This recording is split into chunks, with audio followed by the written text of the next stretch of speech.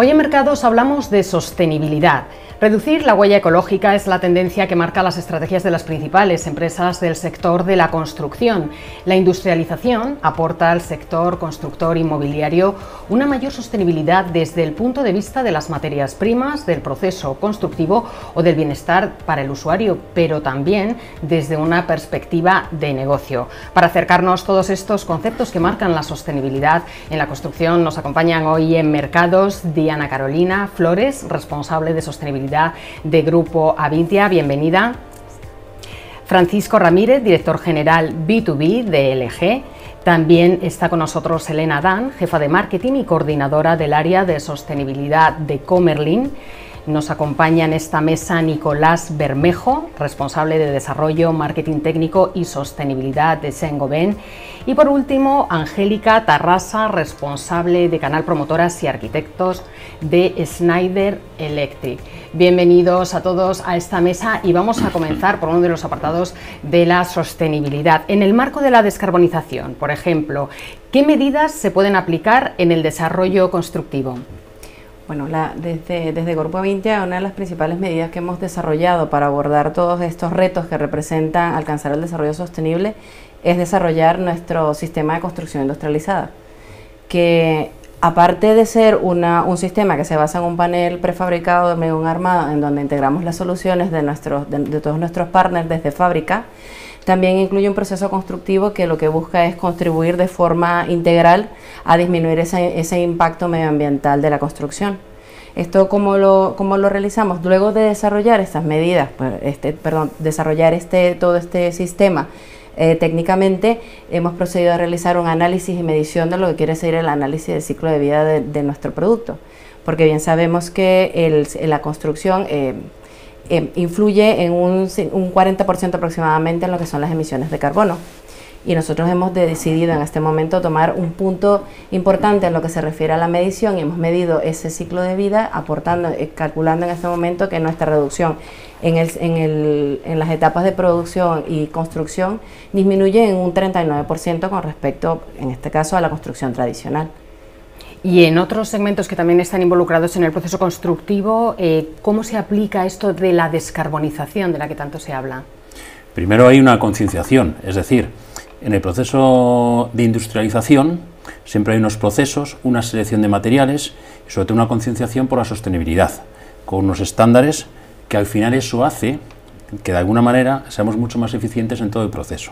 Es decir, si hacemos una buena selección de materiales, una buena selección de productos, esto hace que al final el resultado final de esa vivienda sea mucho más sostenible, porque es sostenible desde el inicio.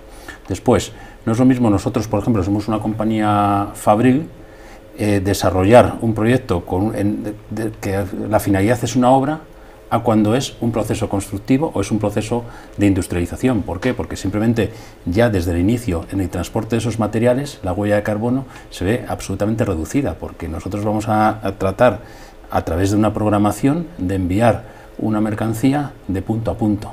No vamos a pasar por diferentes puntos o por diferentes procesos, con lo cual eso ya desde el inicio ya es concienciación. Con la concienciación somos mucho más eficientes y Avintia en ese caso es pionero y lo está haciendo francamente bien. No sé si queréis aportar algo más respecto al tema de la descarbonización en concreto. Sí.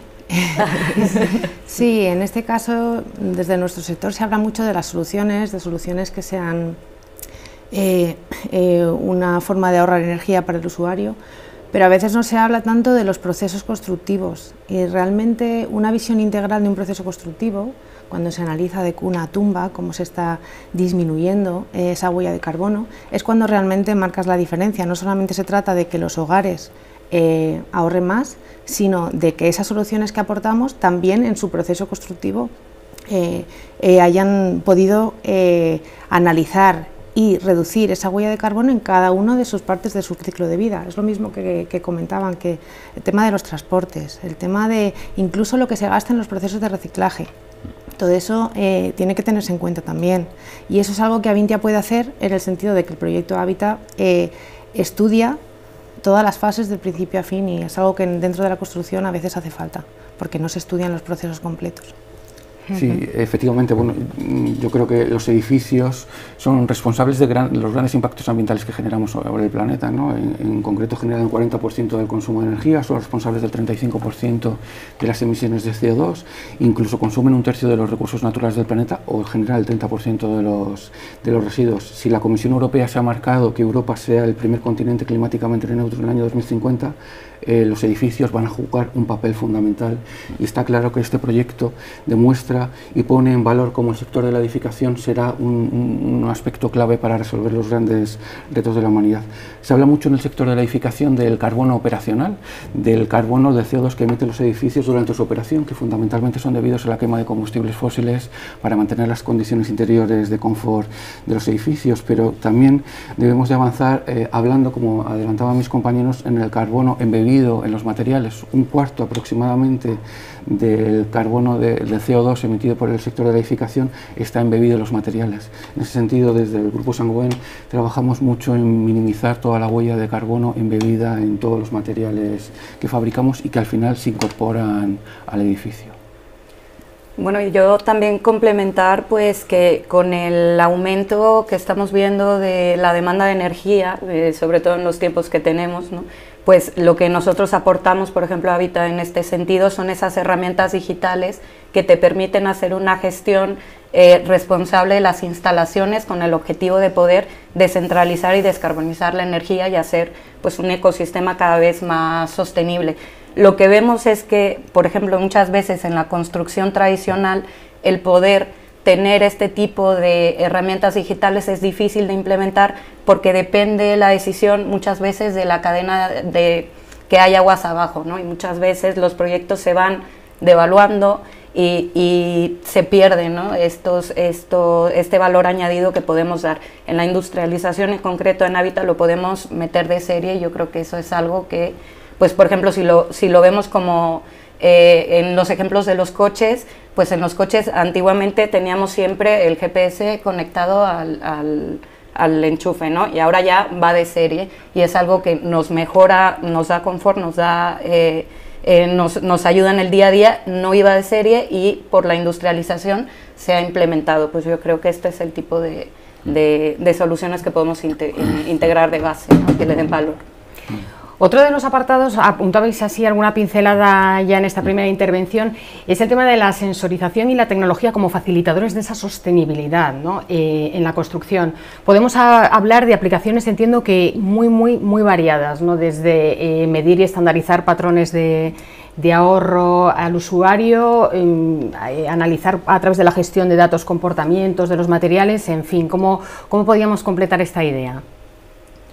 Bueno, yo siguiendo un poco al hilo de lo que íbamos diciendo y nosotros pues en este caso como partner IoT de Habita, pues participamos o proveemos esas plataformas tecnológicas que por una parte le brindan al usuario final la posibilidad de hacer una gestión más personalizada de su vivienda, o sea que pueda, por ejemplo, con base a las automatizaciones, pues hacer escenas en cuanto a soleamiento o hacer una gestión correcta del clima, y en cuanto a edificio, pues con una plataforma de gestión de edificios te permite integrar todas las instalaciones del edificio para poder controlarlas de manera remota y obtener todos esos datos para poder analizarlos y, como decías, poder conocer mejor el consumidor, tener más tendencias de consumo y tomar decisiones más inteligentes. Sí, fíjate, la vivienda es una de las principales inversiones que hacemos a lo largo de nuestra vida, y es curioso cuando comparamos el grado de inversión que hacemos en este bien con otros sectores, como por ejemplo el sector de la automoción. En nuestro sector la sensorización y la automatización no ha avanzado tanto como en nuestros sectores. Estoy pensando en un vehículo, ¿no?, donde la inversión son 10 veces menos o 15 veces menos a la que hacemos en una vivienda, y yo, por ejemplo, en mi automóvil hoy puedo saber el consumo real en cada uno de los momentos al venir aquí, por ejemplo. En mi vivienda no sé el consumo, con lo cual no puedo adelantarme y no puedo manejar mi vivienda de forma adecuada. En mi vehículo, por ejemplo, tengo un detector de lluvia, que en cuanto empieza a llover, pues se pone en marcha. En mi vivienda no lo tengo. Me podría ser muy útil, y existe tecnología hoy que nos permitiría colocar un sensor que, por ejemplo, cuando lloviese, pues me avisase para que pudiera retirar la ropa. O, por ejemplo, lo que comentaba mi compañera, con el objetivo de disminuir las necesidades energéticas del edificio a través de una monitorización de las persianas, igual que tenemos las elevadoras eléctricas en el automóvil, podríamos hacer que las persianas bajasen en verano para evitar las ganancias térmicas y que se elevasen en invierno para ganar captación solar y disminuir las necesidades energéticas del edificio. Sí, en este caso yo creo que la apuesta de Habita y de Avintia es total, es decir, para ser sostenibles tenemos que tener un conocimiento importante de cómo se gestiona ese consumo de energía. En la climatización, en tener la casa tanto térmicamente fría o calor, es importante cómo se gestiona esa energía, si esa energía proviene de una fuente limpia, una fuente renovable o no, cuáles son los picos de demanda de esa energía, es decir, cuándo tenemos que poner nuestros sistemas en funcionamiento, cuándo tenemos que mantener esos sistemas en un momento determinado para que el confort de la vivienda sea el adecuado, cuándo tenemos que poner un electrodoméstico, tanto un lavavajillas como una lavadora, en qué momento del día, es el momento donde la demanda de energía es mayor, con lo cual el coste es mayor, con lo cual el usuario se va a ver beneficiado de cuando se pone ese electrodoméstico en marcha, y al final es, primero, lo que el usuario decide, el usuario de esa vivienda, que precisamente es quien tiene que decidirlo, y luego está la inteligencia artificial que irá corrigiendo los patrones para que aquello se produzca en el mejor momento del día y sobre todo de manera más eficiente. Y aquí creo que, digamos que Avintia y Habita lo tienen muy claro, que las viviendas tienen que ser inteligentes, tienen que ser sostenibles, pero sobre todo inteligentes.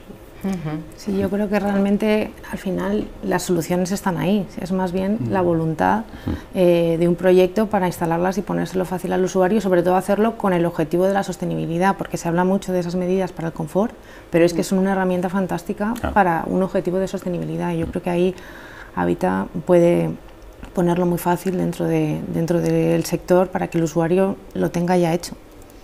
Sí, Habita como concepto lo estamos enmarcando en la parte de digitalización de lo que viene siendo toda la cadena de valor de principio a fin, y esto se transforma en esa gestión del dato de que todos mis compañeros están conversando, y allí hay un punto también importante en esa gestión del dato, donde también influye mucho toda la información que podamos obtener a través de la sensorización y la IoT de todas las instalaciones y elementos que tenemos, así como el modelo BIM desde el que viene diseñado ya nuestro edificio, porque ese modelo BIM va creciendo, se va robusteciendo, aumentando en cantidad de información que a través de la inteligencia artificial, además de permitirme analizar los temas de confort, cómo está el inquilino dentro de ese entorno construido, también me va a permitir de alguna manera analizar cómo mi edificio está impactando el medio ambiente y cómo el medio ambiente está impactando mis materiales, mi estructura, mi infraestructura, de modo que yo pueda hacer predicciones y análisis para proyectos futuros o incluso para mantenimientos predictivos de esa infraestructura o las instalaciones, para favorecer no solo la mitigación del cambio climático, sino en sí misma la adaptación de ese edificio y del patrón de vida del inquilino en ese cambio climático. Muy bien, cuando hablamos de sostenibilidad también hablamos siempre de economía circular. Y vamos a tocar este punto. ¿Cómo se materializan los sistemas de economía circular en los diferentes procesos del sector constructor inmobiliario? Ha apuntado mi compañera una cosa muy importante, que es el mantenimiento preventivo. Creo que el producto o, digamos, el activo más sostenible es el que más dura en el tiempo, porque al final tú estás contaminando también cuando deja de usarse ese bien, ¿no? Entonces, mantenerlo es muy importante, es absolutamente vital. Y luego es muy importante tener en cuenta cuál es la última vida útil de ese producto, porque puede tener una reutilización, y en ese caso de industrialización es muy importante. ¿Por qué? Porque tiene parametrizados y tiene de alguna manera inventariados todos los activos que tiene esa vivienda, o que tiene, digamos, ese conjunto de viviendas. Eso es muy importante, identificar cuál es la vida útil del producto, identificar también y tener inventariado todos esos activos para que de alguna manera le demos una segunda vida, o bien una destrucción absolutamente sostenible y totalmente de alguna manera regulada, pues con los, digamos, con las industrias que se dedican a hacer esto posible, ¿no? O sea que en este caso la industrialización es básica, sobre todo porque está todo parametrizado, claro. Yo creo que en este sentido Hábitat, en algunas cosas podemos decir claramente que va un paso por delante. Tenemos una selección de materiales que para la economía circular es fundamental, porque ya en este punto tenemos que hablar de definición de procesos de reciclaje, y no solamente hablar de reciclaje de qué haces con lo que ha terminado su vida útil, sino reciclaje dentro del proceso con una política de residuos cero. Todo eso se puede controlar desde la construcción industrializada en un nivel muy diferente a cómo se está haciendo ahora mismo. Yo creo que es el futuro, pero en el caso de Hábitat ya está aquí.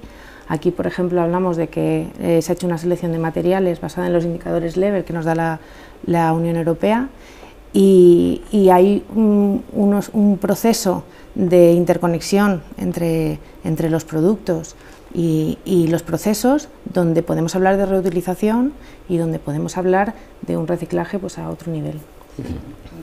Uno de los temas que también favorece dentro del modelo que desarrollamos a través de Hábitat es este ecosistema de partners. ¿Por qué? Porque en la medida que puedes desarrollar un modelo integral en el que podamos aportar en cada una de las etapas cómo reutilizar o utilizar materiales, bien sean del mantenimiento durante la vida útil o en la demolición, ya viene de casa. Se puede estandarizar, se puede parametrizar y se puede proveer un modelo integral que ya viene desde el edificio, desde el momento en que se empieza a utilizar.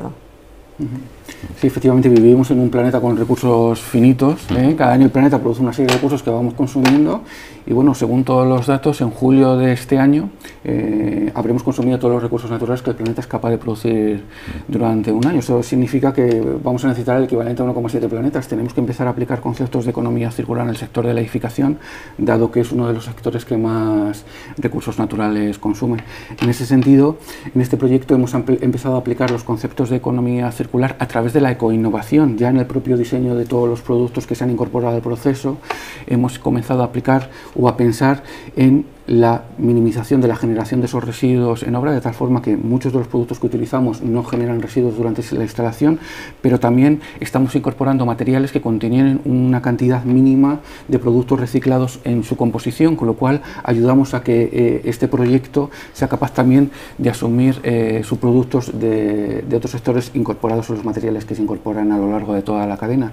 Y lo más importante de todo es que ya hemos empezado a pensar en el fin de vida de ese edificio, de tal forma que cuando ese edificio llegue a su final de su ciclo de vida, podremos recuperar los materiales que en él están integrados y darles una segunda vida a través de la incorporación en los procesos productivos y hacer que esos materiales alcancen la inmortalidad. Y asimismo, partiendo un poco desde ese diseño, también podemos comenzar a trabajar, que no es una idea descabellada, tomando en cuenta lo que ya hemos avanzado, en diseñar para ensamblar y para desmontar, que también es uno de los elementos clave para evitar esa producción de residuos al final del ciclo de vida del edificio, dando un paso adelante y mirando siempre un poco más allá de lo que podemos alcanzar con esta solución. Levels, en ese sentido, como comentabas, es el primer sistema de medición de indicadores ambientales de la edificación aprobado por la Unión Europea. Nos ha servido como herramienta para avanzar, para diseñar y para tener en cuenta todo el ciclo de vida del proceso edificatorio.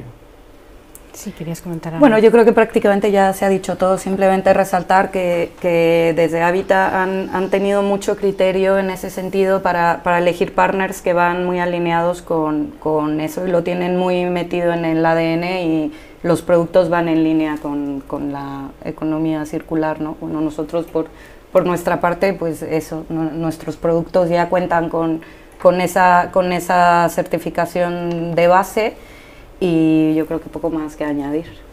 Sí, comentábamos, bueno, una de las ideas destacadas es esa colaboración también, esa manera de trabajar coordinadamente los partners dentro de lo que es el proceso, y también apuntabais antes, ya hablando de que son soluciones efectivas para la sostenibilidad, pero también para el confort, que eso también es importante destacarlo, ¿no? Ese confort térmico en el interior de los edificios que repercute directamente en la salud de las personas. Esto a lo mejor no es la percepción más extendida o no es lo que tenemos más claro los usuarios. Sí, realmente, bueno, partimos que ahora desde la pandemia de la COVID-19 hemos aprendido un poco de forma orgánica que, bueno, que pasamos mucho tiempo, el 90% de nuestro tiempo pasamos dentro de un entorno construido. Y naturalmente ese entorno construido, los materiales y el espacio que nos rodea influye en nuestra salud, en cómo nos sentimos, en nuestros esquemas respiratorios, cardiovasculares, e incluso, bueno, hasta cómo dormimos. Entonces, en ese caso, en ese particular, la solución del sistema industrializado de hábitat favorece mucho en garantizar esa estanqueidad de la envolvente. Eso que te da, que realmente de forma interior garantizas un confort térmico y una calidad acústica en el interior de la vivienda, donde la persona se siente realmente una sensación de bienestar y confort. A eso también le podemos sumar que los materiales que utilizamos para nuestros pavimentos también favorecen el sentir, disminuir la sensación de estrés por los ruidos, por el tipo de material, por el tipo de material que utiliza, además de que estos materiales también tienen reducción de partículas COF. Entonces también todo lo que tiene que ver con enfermedades respiratorias y afecciones del sistema respiratorio se ven disminuidas. Esto bueno, un poco de lo poco que tenemos, que también poco a poco yo creo que el inquilino, las personas vamos aprendiendo en función de lo que nos van comunicando cada una de las personas que forman parte de todo el sistema que nos provee ciertos productos o servicios. Y para nosotros como fabricantes es clave, porque nosotros al final suministramos al mercado unos sistemas, por ejemplo, en este caso de climatización, son muy eficientes, pero claro que no es un producto que está totalmente terminado. ¿Dónde se termina este producto? Se termina en la obra. Si en esa obra, en esa construcción, digamos que no están efectivamente bien selladas todas las partes, no están bien hechas todas las partes y no se instala bien digamos esa maquinaria, pues al final el usuario no va a obtener todo el confort y todas las ventajas de esa tecnología. Y para eso verdaderamente es importante la industrialización. Y lo que está haciendo además Avintia es clave, sobre todo para sacar el mayor provecho de todos los elementos que se están integrando en esa vivienda. Eso es absolutamente clave. Bueno, desde Comerlin la verdad que el confort es nuestra palabra objetivo y la verdad que es donde más desarrollamos toda nuestra tecnología, pero es verdad que cosas como los compuestos volátiles es algo que a veces no oye tanto el usuario y que tiene mucho que ver con el bienestar y con esa salud de tu casa. Y creo que a veces eso es algo que los materiales deberían llevar por delante, porque muchas veces es que no sabemos ni lo que tenemos metido en nuestra casa. Lo mismo la acústica es fundamental y todas esas cosas también dependen mucho de la instalación. Entonces, un sistema como el de Habitat que elimina esas pequeñas imperfecciones que a veces hacen que, por ejemplo, en el aislamiento acústico caigamos y nos entre el ruido, pues se eliminan con un sistema pues, organizado desde el inicio.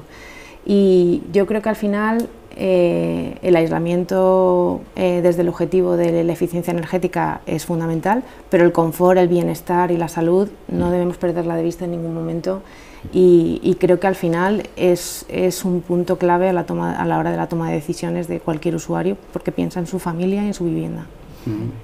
Por supuesto, yo creo que con el COVID todos nos hemos dado cuenta que nuestro hogar es el mejor de los refugios para protegernos de los agentes externos. En este proyecto hemos trabajado de la mano todos nosotros y yo creo que hemos integrado las 4 pilares del confort, o las 4 palancas, hablando del confort térmico, donde hemos dotado al envolvente del edificio de un superaislamiento, de tal forma que hemos hecho una vivienda de consumo de energía casi nulo, que no solo nos ayuda a disminuir las necesidades energéticas del edificio y nuestra dependencia también energética, sino que nos ayuda a mantener esas condiciones interiores de confort para el usuario. El segundo de los ejes del confort que hemos trabajado ha sido el confort acústico, en el cual a través del aislamiento del envolvente, a través de los vidrios, somos capaces de protegernos de los agentes exteriores acústicos que nos provocan ese disconfort. Hay un dato curioso y es que cuando preguntamos al usuario los elementos de decisión a la hora de elegir una vivienda, pues todos nosotros hablamos de la ubicación, del precio, de los servicios, y la acústica la mencionamos muy al final, pero si preguntamos a los usuarios cuáles son las primeras tomas de decisiones por el cual han cambiado una vivienda, todos coinciden en que es la acústica y el ruido de los vecinos, el ruido de la calle. Así que en este proyecto hemos querido dotar a este edificio de los más elevados estándares de aislamiento acústico. El tercero de los ejes que hemos trabajado es la calidad del aire interior. Todos los materiales que se han utilizado en el proyecto proyectos son materiales certificados con bajas emisiones tanto en compuestos orgánicos volátiles como otro tipo de componentes, y hay otro elemento fundamental de confort que hemos tenido en cuenta, que es el confort visual, a través de los vidrios que nos permitan tener una luz natural y que nos hace también ese hogar más confortable en el cual queremos estar. Bueno, y desde Schneider, un poco al hilo de lo que habíamos hablado de la importancia del dato, o sea, al tener las viviendas y el edificio en sí sensorizado, pues te permite medir un montón de parámetros en este sentido, pues por ejemplo como el CO2, como por ejemplo el radón, el poder actuar sobre la ventilación, y todo eso pues es confort y es salud y es bienestar también, ¿no? Hablamos, para terminar, estábamos fijándonos mucho en el usuario final y cómo percibe esta sostenibilidad que se implementa en su entorno, en su espacio en el que habita, y podíamos hablar también de cómo es ese impacto para la sociedad, a un nivel un poquito más abierto, más general. Cómo lo percibe la sociedad y cómo se va demandando cada vez más, o cómo se va de alguna manera extendiendo esa idea, esa necesidad de la sostenibilidad en los edificios, en la construcción, en todo el proceso.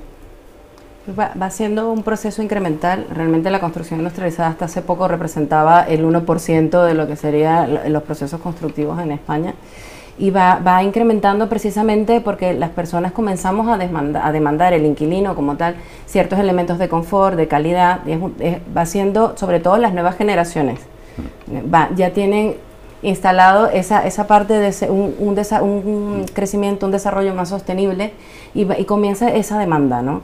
Por este lado también yo creo que asociado un poco a los incrementos a nivel de lo que tenemos de los precios de la electricidad actualmente, tener un edificio o tener una solución, una vivienda que sea eficiente energéticamente, también va a impactar directamente en que va a disminuir nuestros pagos, nuestros desembolsos en la factura al final del mes. Entonces va siendo un conjunto de elementos que, si bien los vamos conociendo poco a poco, los vamos asumiendo como usuarios, como inquilinos, y va a incrementar esa demanda de forma orgánica y casi exponencial, pienso yo. Sí, al final creo que va a ser un criterio clave de decisión del comprador. La nueva sociedad lo que no quiere efectivamente es destruir el medio ambiente. Has apuntado efectivamente que consumir los recursos naturales en la primera parte del año. Estamos viviendo a crédito, le estamos pidiendo al planeta mucho más de lo que le estamos dando, y nosotros como sociedad al final vamos a demandar soluciones que sean energéticamente saludables, sostenibles, y creo que va a ser un criterio de decisión absolutamente crítico, no en el futuro, hoy es crítico, ya incluso ya con la compra de lo que tenemos ahí, un coche, pues ya te estás planteando qué comprar, ¿no? Y el planteamiento ya no es la potencia del coche o la comodidad, es la sostenibilidad. Es el criterio, creo, ahora mismo básico, y sobre todo las nuevas generaciones, evidentemente, va a ser algo totalmente imperativo.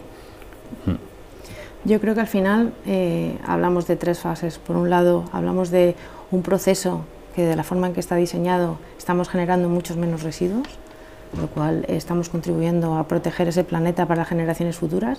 Y luego estamos creando un modelo de construcción donde las prestaciones duran, y eso es fundamental, porque no pasa ahora mismo, no pasa. Y generar viviendas donde tú sabes que vas a tener ese aislamiento y ese ahorro ahora y en 10 años y en 20 años es clave. Y es que además hablamos de que a nivel del usuario, cuando uno invierte en la vivienda, es la inversión de su vida. Y una vivienda donde sabes que las prestaciones se van a mantener, donde además los costes de mantenimiento van a ser menores, porque vas a tener menos problemas, y los problemas van a ser más fáciles de solucionar porque están bajo control, es una inversión mucho más rentable. Y luego si encima sabes que es un modelo donde al final de la vida útil hay un control, y eso va a desaparecer de una forma ordenada y se va a reincorporar al proceso productivo, pues yo creo que al final estamos tocando todas las patas y estamos hablando de algo que realmente aporte a las generaciones futuras. Sí, efectivamente. Yo creo que la sostenibilidad tiene muchas patas, como hemos puesto más en el manifiesto. Lamentablemente hoy la que mayor impacto puede generar la sociedad es debido a la coyuntura actual, es la pata energética. Llevamos mucho tiempo diciendo que como país tenemos una dependencia energética muy elevada. El sector de la construcción consume el 40% de la energía, y esa dependencia externa de la energía puede generar tensiones geopolíticas, como estamos viendo.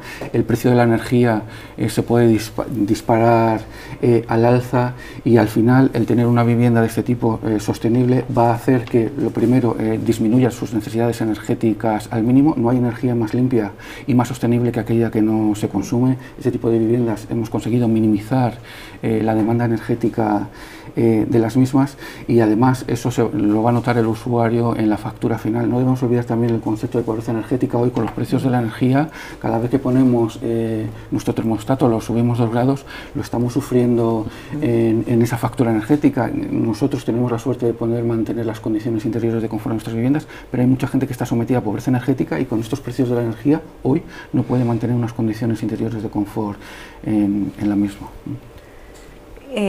Y yo, pues también complementando un poco lo que comentaba Diana de las preferencias de los consumidores, es verdad que ahora ya demandan cada vez viviendas más sostenibles. Un poco, si hacemos la comparativa con los electrodomésticos, que saben el impacto económico que puede suponerles el tener una triple plus, pues en caso de la vivienda es lo mismo, ¿no? Una vivienda A, una vivienda G, pues ya van conociendo lo que significa en cuanto al planeta, pero también lo que le supone económicamente, ¿no? Y luego también a mí me parece muy importante anotar lo que Habitat hace por el sector en general. O sea, el generar empleo de calidad en el que atraiga también a las mujeres y a los jóvenes al sector, eso me parece que es una contribución muy necesaria y muy importante. Sí, es necesario, porque además es de alguna manera también involucrar desde el aspecto social, ¿no? Del trabajo y sobre todo lo que hablábamos también juvenil o femenino en un sector como es este de la construcción. Sí. Bueno, pues no sé si queréis aportar algo más a modo de resumen de lo que ha sido esta mesa. Bueno, en este caso, es decir que yo creo que este es el punto de inicio, este es como dicen, el pistoletazo de partida, yo creo que para el cambio. Estamos trabajando para caminar en esa transición realmente que necesita el sector de la construcción para llegar a ser un sector industrializado, y de alguna manera con el esquema de trabajo que tenemos con todos nuestros partners estamos vertebrando y traccionando esos cambios a lo largo de toda la cadena de valor. No solo aportando soluciones, sino aportando y desarrollando el know-how de cada uno de los agentes que intervienen en nuestra cadena de valor. Bueno, pues entonces os agradezco la presencia a todos por darnos esas claves y esa información sobre la aportación de la industrialización en el sector constructor e inmobiliario, y ya saben que la información continúa aquí y no para en mercados.es y en sus redes sociales.